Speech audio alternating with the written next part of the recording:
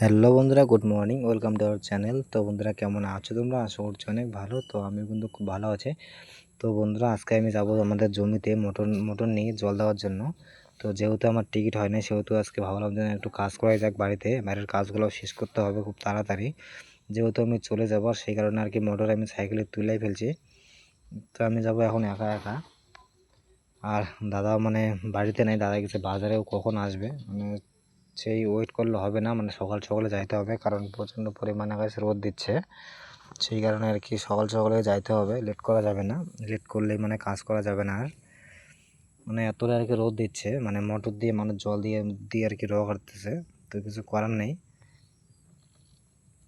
আর কি, এইভাবেই আর কি জল দিতে হবে, কিছুই করার নাই। কারণ দেখো কয়েকদিন থেকে মানে এক সপ্তাহ থেকে পুরো একদম রোদ দিচ্ছে।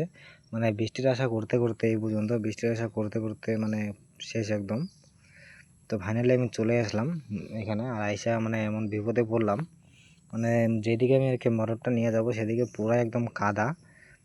আর সাইকেল নিয়ে আমি যেহেতু একাই আসছি, মানে এদিকে যাবো কী করে এটা আমি ভাবছি। আর ভয় ভয় লাগতেছে, মানে যাইতে পাবো কি না পাবো।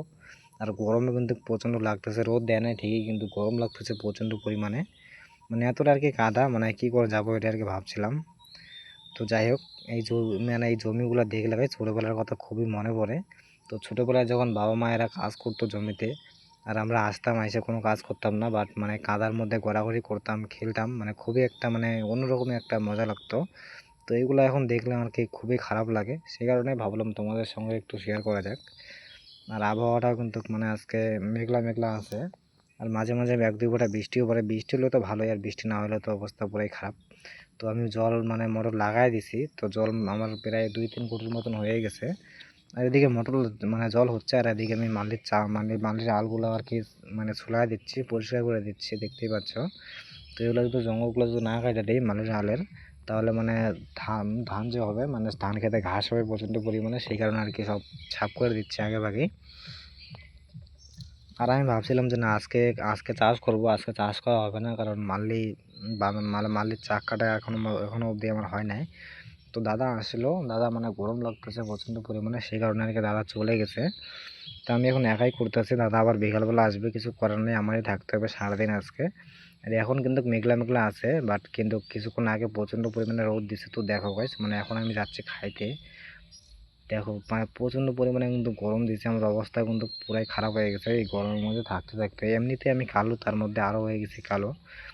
তো এটা হচ্ছে আমাদের বাড়িতে যাওয়ার রাস্তার অবস্থা কিন্তু কত একটা ভালো না। মানে গরম নেই এত আর কি, রোদের মধ্যে একটা পুরো শক্ত হাড্ডি হয়ে গেছে রাস্তাঘাট সব কিছুই।